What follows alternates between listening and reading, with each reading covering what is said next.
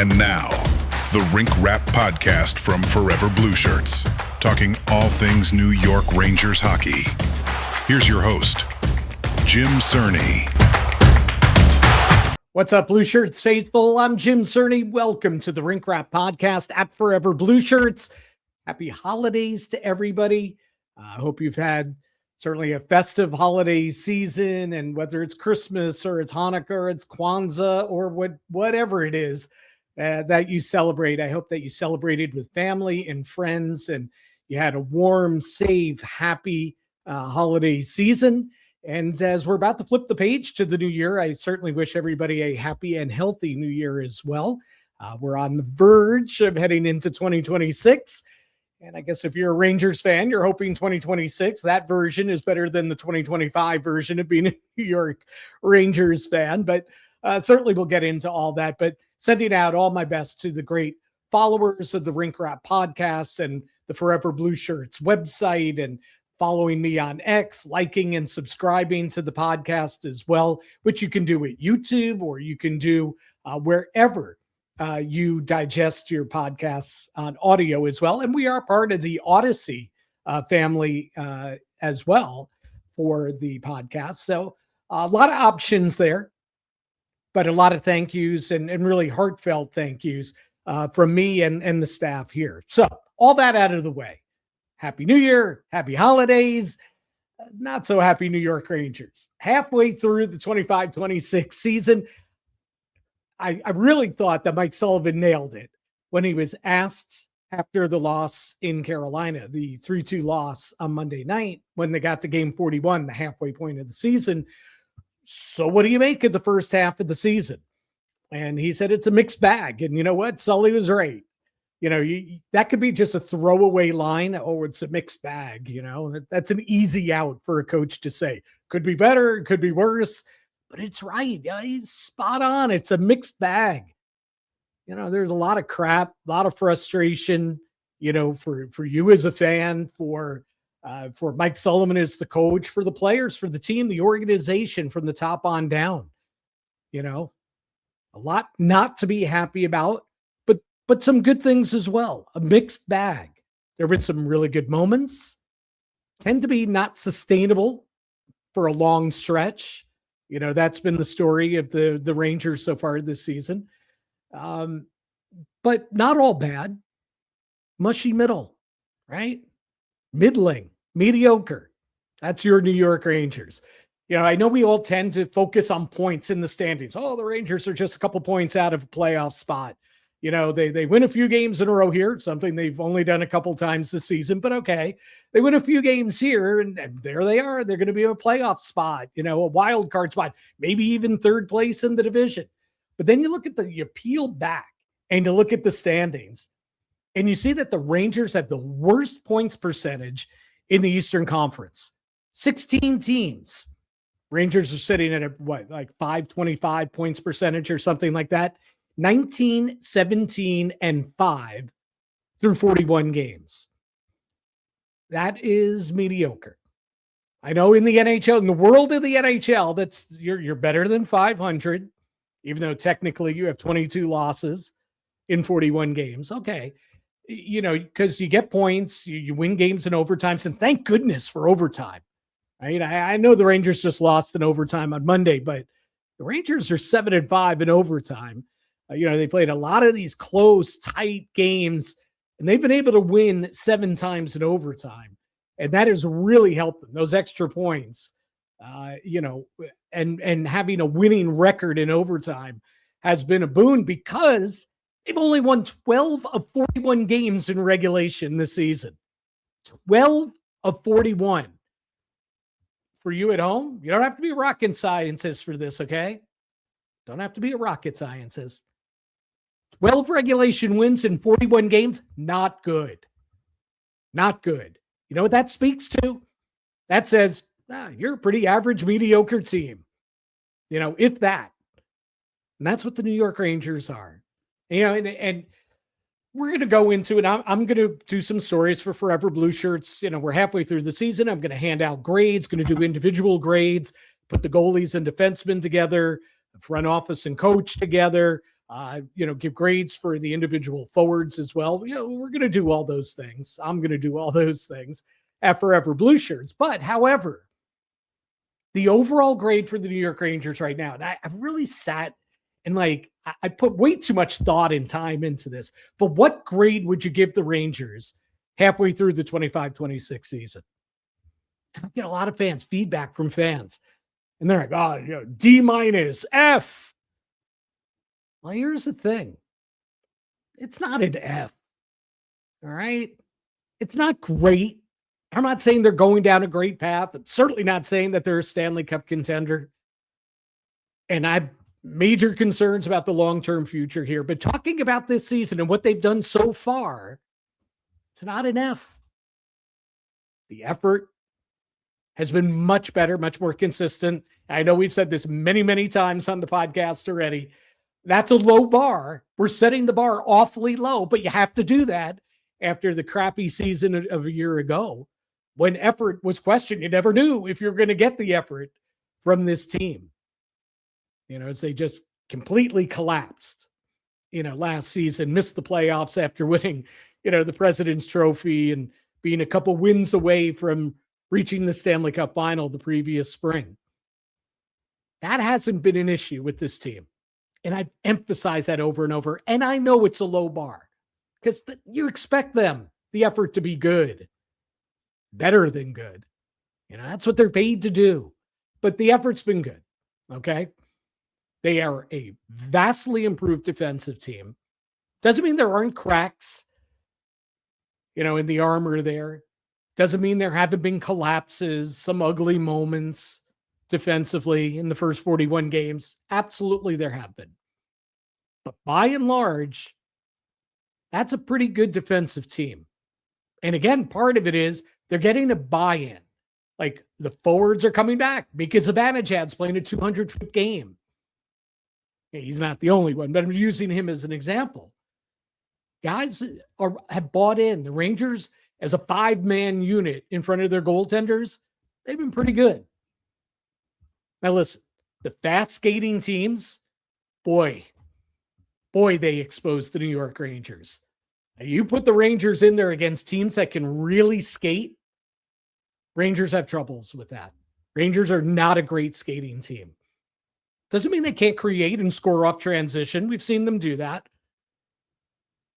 When Rangers, when they turn over the opposition in the neutral zone and turn back the other way, they get good scoring opportunities, and they've been able to score that way. But when they play teams that can really skate, boy, the Rangers have trouble. They just do, because they're not a fast team. They're not a quick team. So that's a problem. But overall, the team defense has been really good. Credit Mike Sullivan. Got rid of the old system, brought in a new system. It's more of the man-to-man, or the zone now. Listen, it's been much better. Having Vladislav Gavrikov play, 23 minutes a night on defense, that's a big part of improving your defense right there. He is the best defensive defenseman that they've had in a while. So there are good things. There are good things. They don't, Rangers, go back to this. Goaltending's been really good too. So the good goaltending, good team defense. Rangers are 7th in the NHL in goals against average as we discuss this today, December 30th. So that's good. Vastly improved over last season. Not surprisingly, Jonathan Quick and Igor Shesterkin, their numbers look a little bit better than last season because they're not doing everything on their own. Though, of course, there have been those moments as well. But they've stood up to it. But it hasn't been relentless night after night after night of, having to make grade A stops time after time after time because of the egregious turnovers in their own end and Ranger defensemen not only defensemen, the Rangers running around aimlessly in their own end like they did last year. It's okay. I'm beating the dead horse here. They're much better defensively. They are much worse offensively than we thought heading into this season. When I looked at the season going into it, Did I think that they'd be the second lowest scoring team in the NHL? No way. No way. So that's a fail for the New York Rangers right there. That is a massive reason why they're a mediocre team outside looking in 41 games into the season, outside looking into the playoffs. They just don't score enough. They consistently don't generate enough. They do not like going to the dirty areas. Mike Sullivan harps on it. If you watch the broadcast, Brian Boyle, Dave Maloney, they harp on it. Rangers just don't get to the dirty areas often enough. And in Carolina, boy, that fourth line goal that they scored to take a 2-1 lead when the Rangers scored to take a 2-1 lead in the second period. Matt Rempe controlling the puck, using his body, carrying the puck down low, drawing a defenseman to him, drawing forward towards him. It gets it back to the point. And when Matthew Robertson takes his shot, guess what? There are two Ranger forwards in front. Sam Carrick deflects it. Puck caroms to Johnny Brodzinski. Boom, wide open net goal. How many of those have you seen this season? Not nearly enough. Because the Rangers don't like going there. They like the pretty plays. Even now, even as they're the second lowest scoring team in the NHL, even though their head coach preaches north-south style, get the puck in, be creative. This is hybrid hockey. Be creative, make creative plays. We've got talent, but also get the puck in deep and win puck battles in the offensive zone. Control that puck below the hash marks in the offensive zone, behind the goal line. Get bodies to the net. They don't do it nearly enough. Will Cooley, he gets there. The third line, Noah Laba, Taylor Radish, when he feels like it, he gets there. When Radish does that, he's actually a pretty good bottom six player. Just doesn't do it often enough. Alexis Lafreniere, to his credit, he gets to the net. Again, not often enough, but he goes there, more than I can remember him doing in the past. He just doesn't do anything once he gets there. Doesn't score nearly enough. But he does a lot of good work, below the hash marks, and he gets in front of the net. But Rangers just don't do that enough. And they're not scoring enough. They don't have nearly enough greasy goals. Like, you saw how Carolina tied that game on Monday night. Martinook went to the net, bottom six forward, goes to the net, trying to set up a screen, battling the defenseman in front. Jalen Chatfield shot, towards the net, deflects off a skate between Shesterkin's pads, and there's a greasy goal. Not enough grease in the Rangers game. Not enough greasy goals this season. So this is all the big wind up to what's the overall grade for this team? And you got to be realistic about it. Be honest about the things they're doing well, the things that they're not. And what are the realistic expectations for this team? So I think with all that factored in, C minus. I don't think they're a D. They're not an F. I know a lot of Ranger fans want to pin an F on them, and I hear from them all the time on X. Again, follow me at Jim Cerny on X. I get a lot of that feedback. It's an F. This is an epic fail. This is a terrible team. They're not a terrible team. They're not a great team. They may not even be a very good team. They're a mediocre team. They are what they are. I thought they'd be better offensively. I'm impressed that they're better defensively.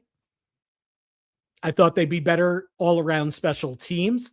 That's a problem. That's an area they need to get better at. But they've shown heart. They've shown grit. They battle. Listen, all teams in the NHL, you can go to any team and break down the injuries they've had this season. But when you don't have great depth like the Rangers, and again, that's a problem. That's a real thing. That's something that you can blame on management, on GM Chris Jury. Not a lot of depth here. Not a lot of quality depth here. So when Vincent Trocheck misses 13, 14 games and the Rangers tread water without him, speaks well to the guys that help them tread water. Adam Fox misses 14 games. looks like, knocking wood right here, knocking on my desk, knocking wood, that he's going to be back for the New Year's Eve matinee in DC against the Capitals. It's looking that way, trending that way. They could really use him back in the lineup. Anyway, 14 games without him. Again, Rangers tread water. You know, they didn't sink without Fox. They certainly didn't thrive without him. And you look at, Matt Rempe, missed 20-odd games. The fourth line was a non-factor when Rempe went down and then Adam Edstrom went down. Like, that was the one constant throughout preseason, started the season. That fourth line, boy, they had great chemistry. Carrick, Rempe, Edstrom. North-south, get the puck, win puck battles, use your size, be tough, come back, play a 200-foot game, defend in your own end, skate well, skate a heck of a lot more better than you think a fourth line should. That was a really good fourth line. Rempe gets hurt, out 20-odd games. Edstrom's been out for a while, no return in the near future. Sully uses the fourth line less and less now, than he did earlier in the season. Injuries, again, play a factor. But every team's dealt with them. Every team. JT Miller's out of the lineup now. He's missed a couple games earlier in the year, and he won't admit it, but I truly believe that he was hurt when the season began. He didn't look like himself to start the season. Neither did Artemi Panarin, coming off whatever his injury was, late in training camp. Didn't play any preseason games. It took him a while to get going. And there's another thing, talking about players. When I hand out individual, grades, and I will be doing that on Forever Blue Shirts shortly, Artemi Panarin's a tough guy to grade. You look at him, he's about a point a game. You want him to be more, but hey, guys have been injured, and Rangers don't score a lot. They don't generate a lot, but boy, Panarin's about a point per game guy. Do you know that in nearly half the games he's played this season, he's been held without a point? Like when Panarin produces, he produces in bunches. Goals, assists, 3-point game, 4-point. He's got like 4-point games. 3-point games, all these multiple point games. And that's great. That's Artemi Panarin. He could be a game breaker, even at age 34. But the consistency is not there. So that speaks to him as the individual and speaks to the Rangers as a team. Offensively, and just in the bigger picture about the team, who they are. There's just not a lot of consistency in that lineup. So again, you hand out a grade. Having fair expectations and being honest about the things that they do well and don't do well. I don't think you can grade them higher than a C. Right? And isn't C just the level of mediocrity? If you want to argue C minus, okay. That's fine. If you want to start going into the D's, I'm not sure. I'm not sure that that's where we're at. Anyway, first half of the season, 19, 17, and 5. Since the break, a couple losses, they had some good moments in that Islander game. Again, the consistency within games, is crazy. And the Rangers, they lose 2-0 to the Islanders, 8 shutouts already. They're too shy of the dubious franchise record. They're half the way to the dubious NHL record of 16 shutout defeats in a season. 8 already this season. You keep expecting it to get better. And you see them explode. Wow, 5 goals in the third period against the Washington Capitals before the break. Then shut out against the Islanders. Get 2 goals against Carolina, score early. Boy, that was a great start, right? What a great start the Rangers had down in Raleigh on Monday. Come flying out of the gates. Couple odd man rushes in the first minute of the game, or odd man scoring opportunities. Noah Laba draws a penalty. They go to the power play. Boom, Gavrikov scores goal. Hey, good call by Sully. Sully said, we wanted to get a lefty at the point So we could put Panarin on his off wing, and we could get that left shot set up for one-timers on the right side. That's exactly how it played out.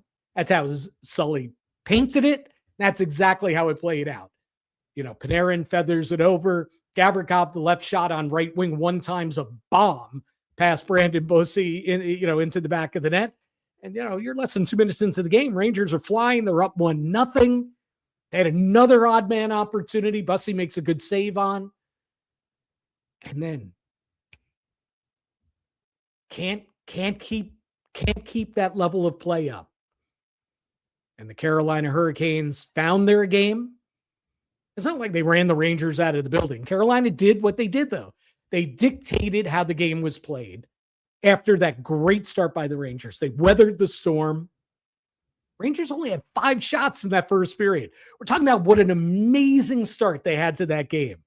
They were flying. They were on their toes. They were all over the puck. I mean, Carolina is stumbling and bumbling back there. Rangers only had 5 shots in that first period. They were outshot 13-5. Carolina just turned it on a dime. And what an example of what the Rangers have been in the first 41 games this season. Unable to sustain the good things that they do. Probably speaks to the talent level of this team. They didn't quit. They didn't stop trying. It's not good enough. Especially against a really good opponent. And you talk about teams going through injuries. Look at Carolina. They are first, not only in the Metro Division, but in the Eastern Conference. Right? First place in the conference.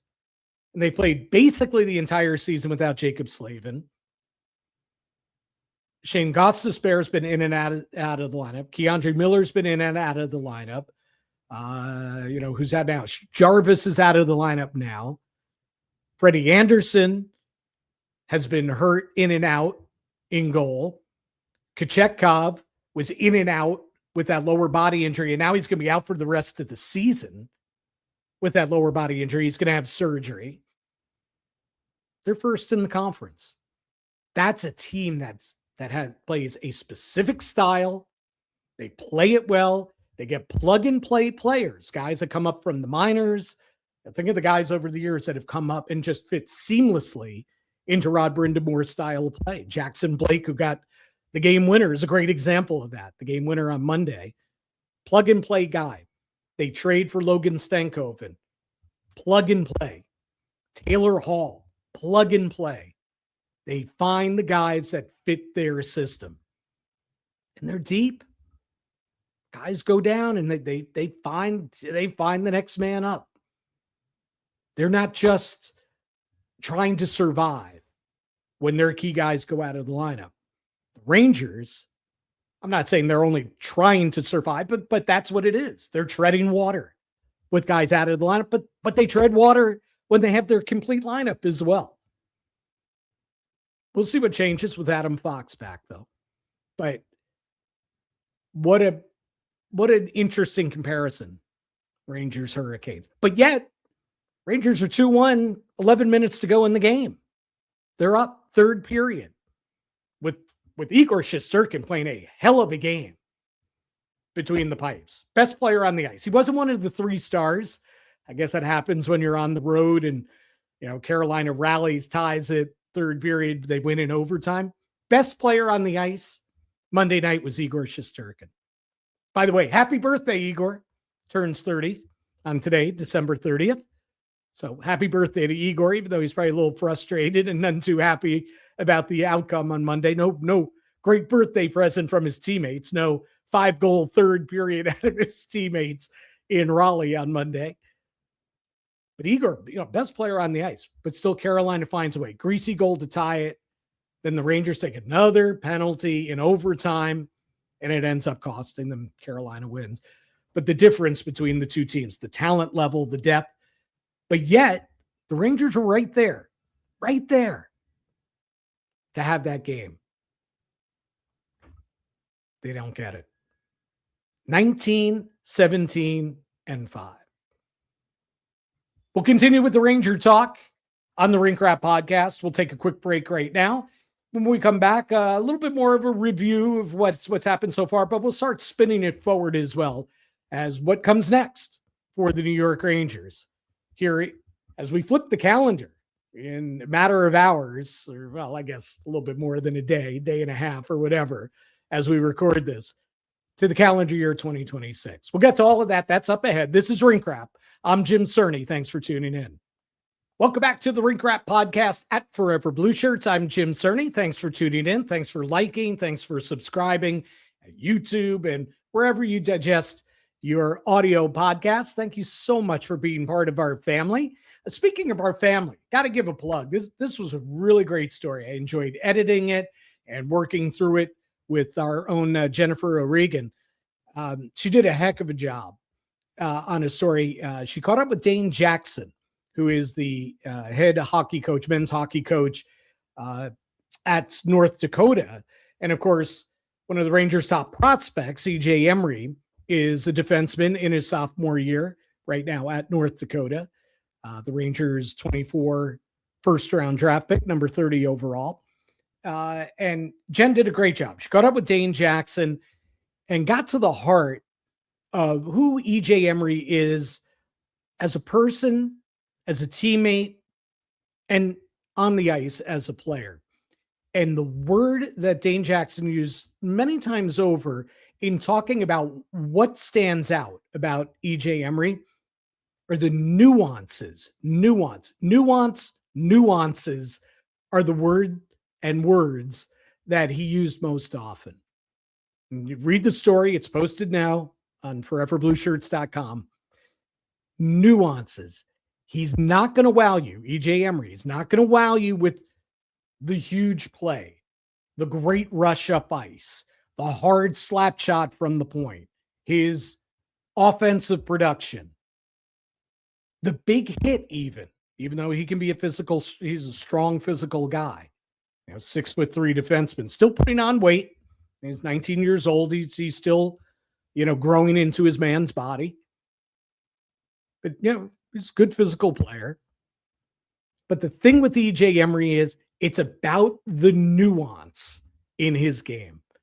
And Dane Jackson, who's a former NHL player, I know him from my Islander days when I broadcasted for the Islanders. Dane had a cup of coffee with the Islanders. He also played for a few other teams in the NHL. But, guy that knows the NHL and he knows the NCAA game as well. What is it? 19 years now he's been at North Dakota, first as an assistant, then an associate, and now as the head coach, coaching EJ Emery. Some great players have come through that program. So he knows. And he says that there's so much that fans miss and media miss about the nuances in EJ Emery's game, the subtle things that he does defensively. He is specifically a shutdown defenseman. That's what he's going to be in the NHL. He's not going to wow you with his point production. He scored his first 2 collegiate goals in one game against the University of Minnesota this year. Of course, this is his sophomore season. He went all of last season. He only had 1 assist. He had an assist in his NCAA debut.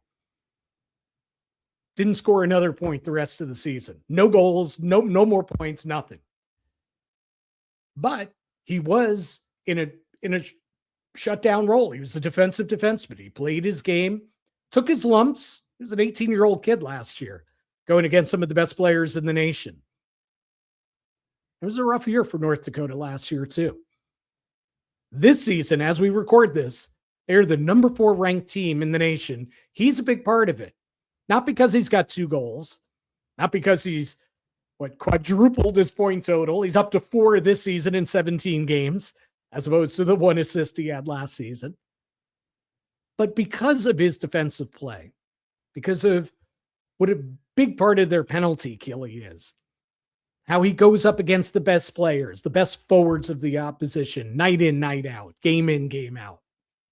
He's getting better and better and better in that role. That's who he is. That's who he's going to be. We heard a lot about his skating ability, his athleticism, that there was room to grow his offensive game when the Rangers drafted him back in 24. John Lilly of the Rangers spoke a lot about that. And I'm sure that there's room to grow his offensive game, but that's not who he's going to be. That's not going to be his hallmark in the NHL.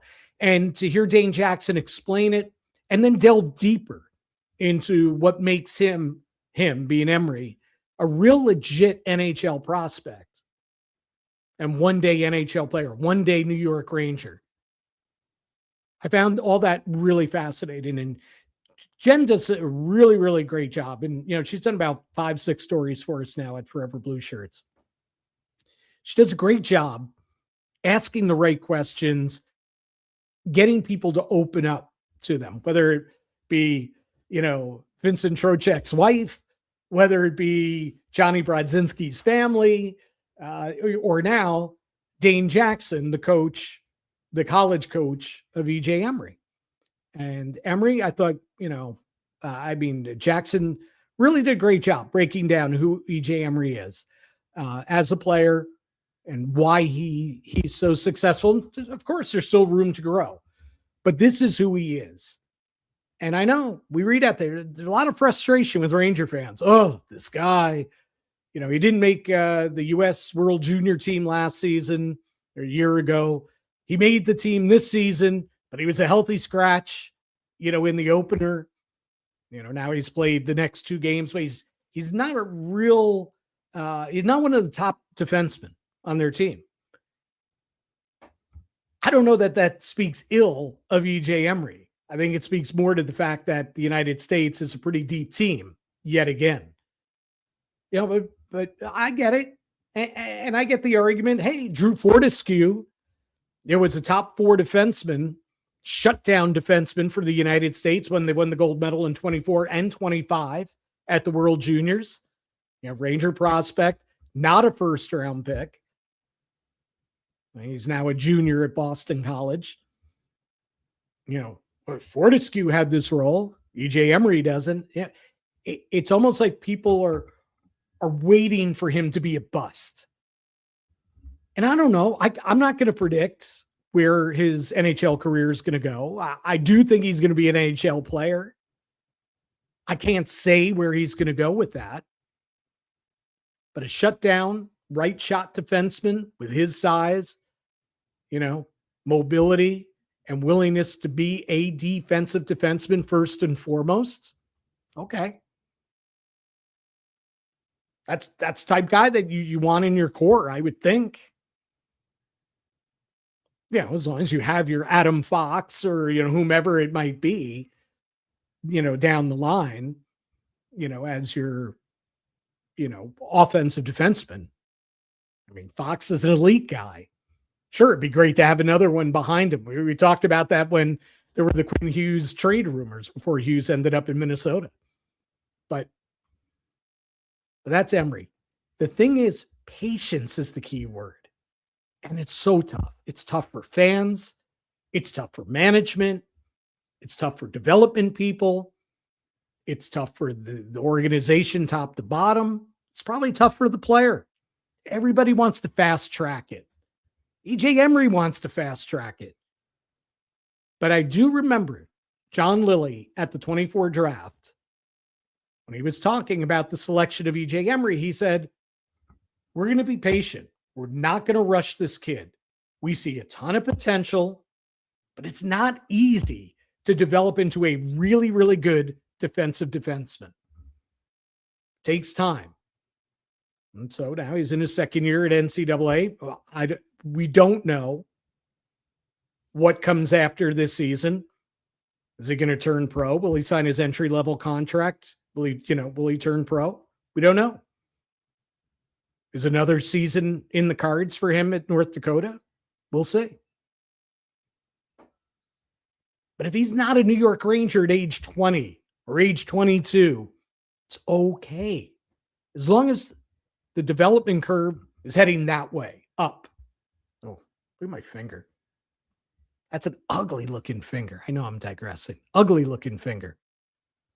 Broken multiple times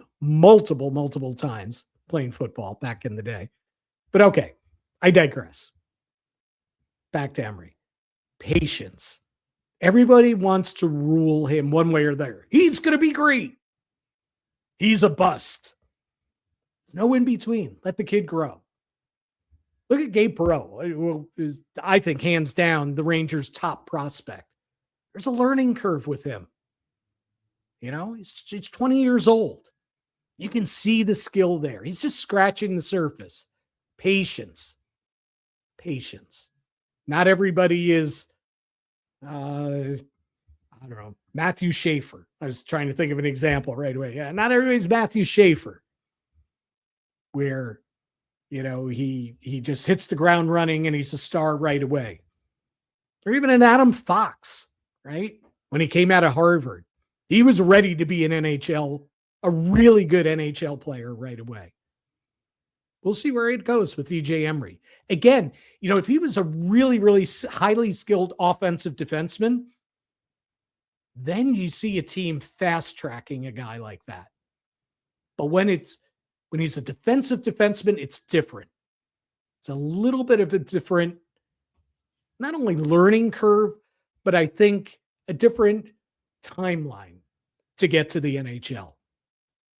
So in any case, head to foreverblueshirts.com, read Jen's story, the interview with Dane Jackson, some really, really good stuff there about EJ. Again, United States, not I shouldn't say again, but in the World Juniors, the United States, after rallying for that 6-5 win, wild, crazy win at the World Juniors, winning their game against Slovakia on Monday. United States is now has won their first 3 games. So they're undefeated so far, even though they had that scare. But, you know, as soon as we get into the new year, we're going to be into the medal round then. And, you know, the pressure is going to be on. United States has shown some warts, I think, in their first 3 games. They have graduated a lot of the guys that were at the heart of winning those consecutive gold medals at the World Juniors, including Gabe Perreault and Drew Fortescue of the Rangers. They were key parts of, you know, those teams. So it's not quite the same team, though you do have some returnees from last year. Not quite the same team. Not sure they're quite the same comfort level in goal for the United States.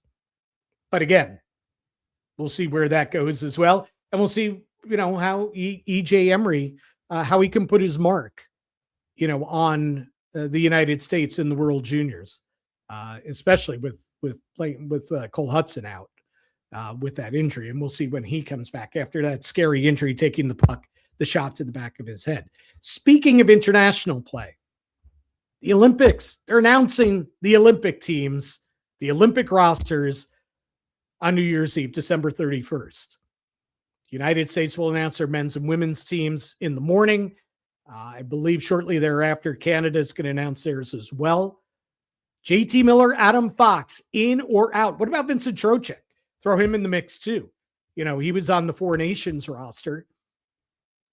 And when you build a team for an international tournament, it's not just taking the best players. Of course, that's important. You want to take as much great talent as you can. But you need guys to play roles too. And for the United States, if JT Miller makes this team, if Vincent Trocheck makes this team, either one of them, I don't think they both would make it. But if one of them makes it, it's going to be a bottom 6 role. It's going to be win faceoffs, play well defensively, shut down the opposition's best players. Like, the United States is thinking ahead. Billy Guerin, Mike Sullivan, they're thinking ahead. We're going to have to play Canada. How do we stop Canada? That's what they're going to think. And you know what? You need size. You need grit. You need good, sound defensive players. You need to win faceoffs. You need puck possession. Because Canada's coming at you with a whole hell of a lot of talent on their roster come February at the Winter Olympics. That may mean JT Miller lands a spot here. You know, whatever his goal total is, whatever his point total is, it might be the intangibles that lands JT Miller on this roster. Or if you want to make the argument for Vincent Trocheck, same thing. But I think Miller would have a better chance. However, Miller's injured. That doesn't help his case to making this team, even though he's expected to be back before the Olympics.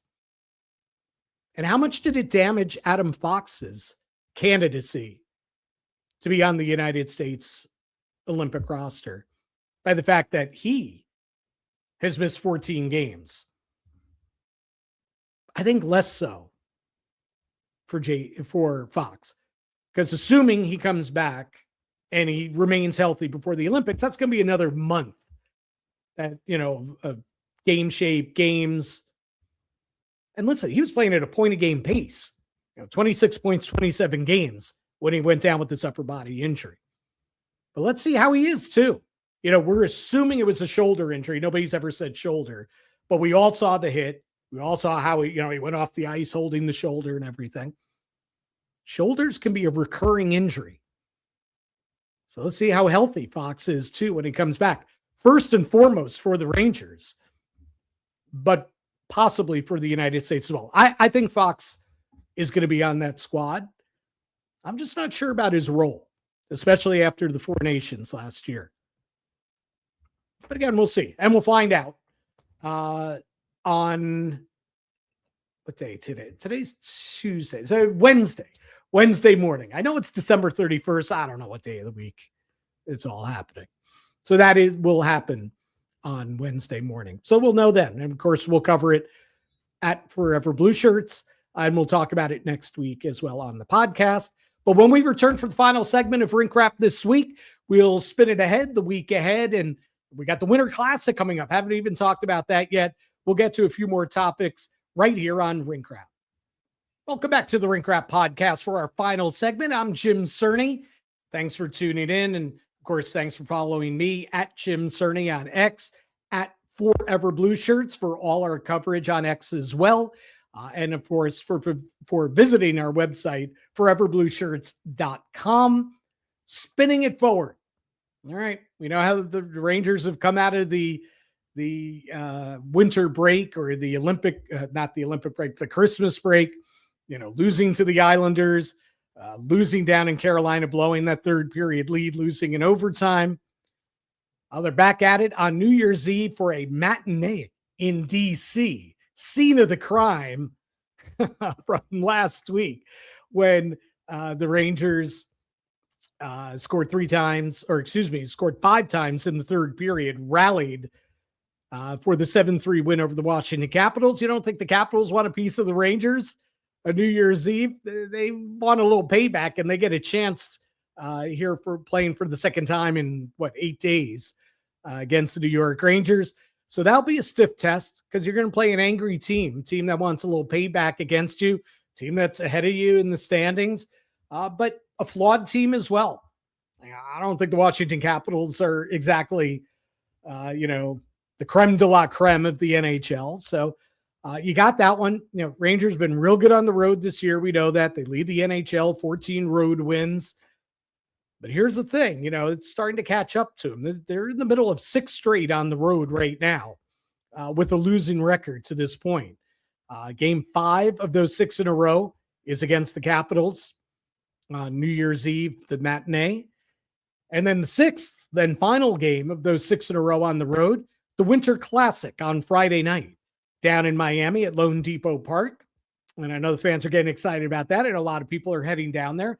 And I do want to let you know that some unforeseen circumstances are keeping me away from covering that event, which we had planned on.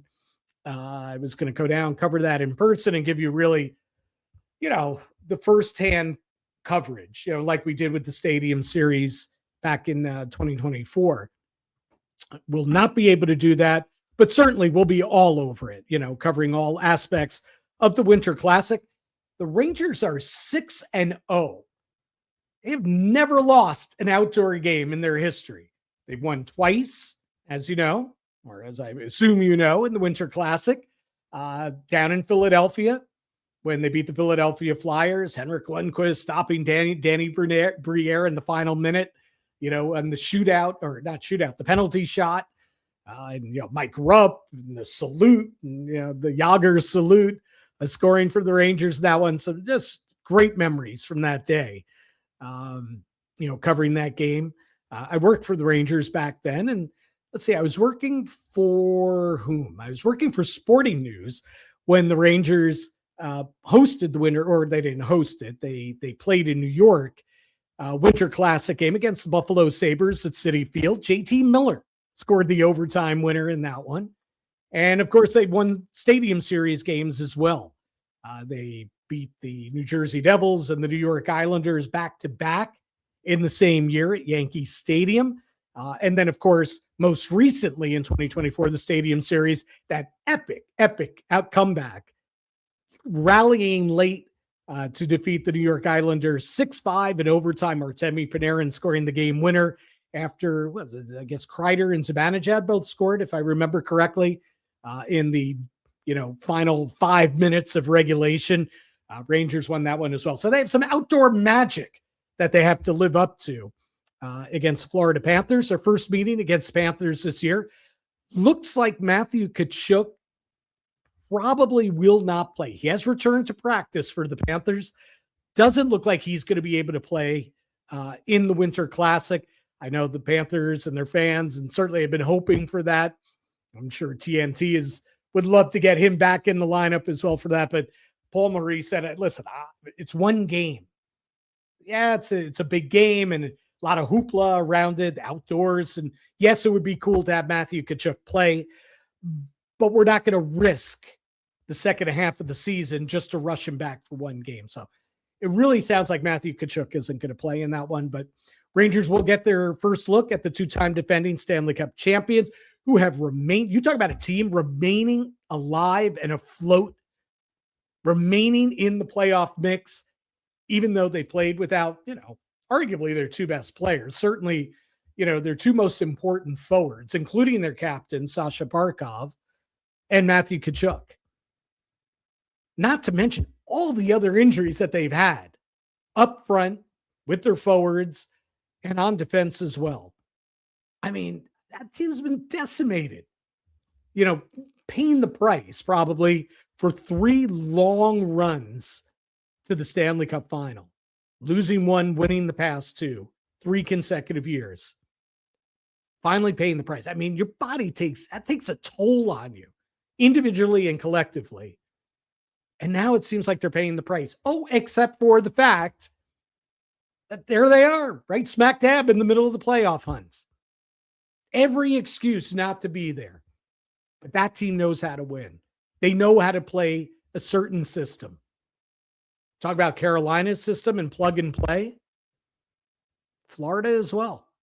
And they've done a hell of a job surviving without Tkachuk and Barkov. Barkov, of course, will be out longer than Tkachuk. So they'll remain out with him even when Tkachuk comes back. But anyway, Winter Classic, get excited about that. I know a lot of Ranger fans are heading down there. Enjoy it. I love these outdoor games. Kind of sad that I have to miss it or miss it in person. I'll certainly be covering it remotely for Forever Blueshirts. And remember to head to Forever Blueshirts, read Jen's story, the interview with Dane Jackson. I'll have the grades coming out as well, individual player grades, overall grades. Remember, I gave the Rangers a C. Many of you are going to say I wasn't harsh enough on them. Not a hard enough grader. Professor Cerny. Let's see how I do individually, or let's see if you do agree with the C grade overall for the New York Rangers. And we did this with Lou Orlando last week. Talked about the grades for the coach and the GM real quickly. I think Mike Sullivan's a solid B+ so far this season. Listen, he's had to navigate a lot of choppy waters. He's got a steady hand. He delivers a steady message, and he's got a complete buy-in from his team. That's a pretty good place to start, in your first season as head coach. Chris Jury, the makeup of this roster, C- thereabouts.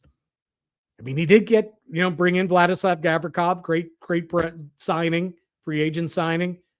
He did bring in the coach that he wanted, who I say is doing a good job, Mike Sullivan. But yeah, the rest of that roster, not the greatest.